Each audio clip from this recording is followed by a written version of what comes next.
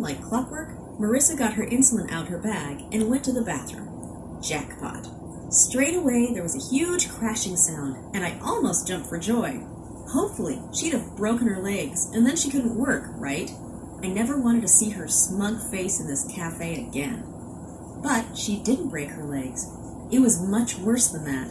I ran in there, and she was lying flat on her back, completely unconscious. Oh, God. What if I killed her?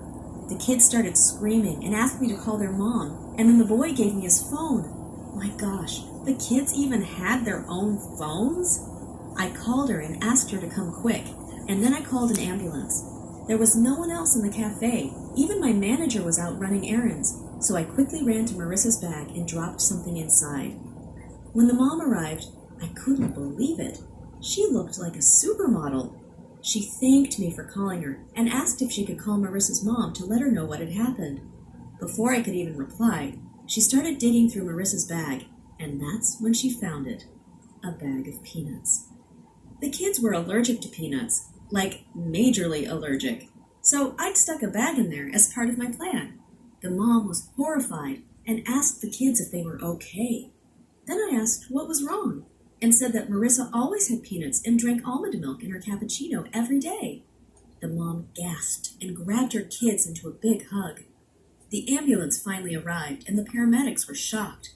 They said they didn't know when she'd regain consciousness, and so I turned to the kid's mom and said, "Hey, I can look after the kids in the meantime if you want, just until Marissa is back on her feet."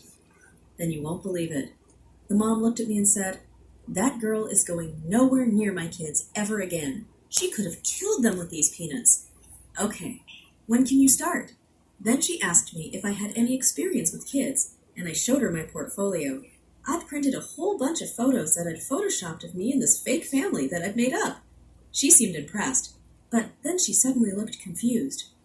"But why are you working in this cafe if you have all this experience?" she asked. I told her my family owned the cafe, and then she relaxed a bit. Thank God she offered me the job, because when my manager came back, he fired me on the spot and said he could be sued because of me. But I told him I was about to quit anyway and said, "See you later, loser," as I skipped out of there. I was about to start a new life, and I couldn't wait. I started the very next day, and the minute I approached their house, I thought I was dreaming. It was huge.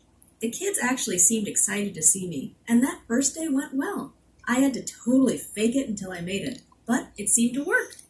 We hung out by their pool all day, and I taught them some basic swimming skills, and their mom was so impressed when she found out. Then one day, the mom asked me if I could join them on a weekend trip to Paris.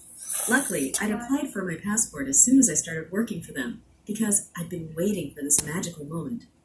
So I decided to create a fake social media account. I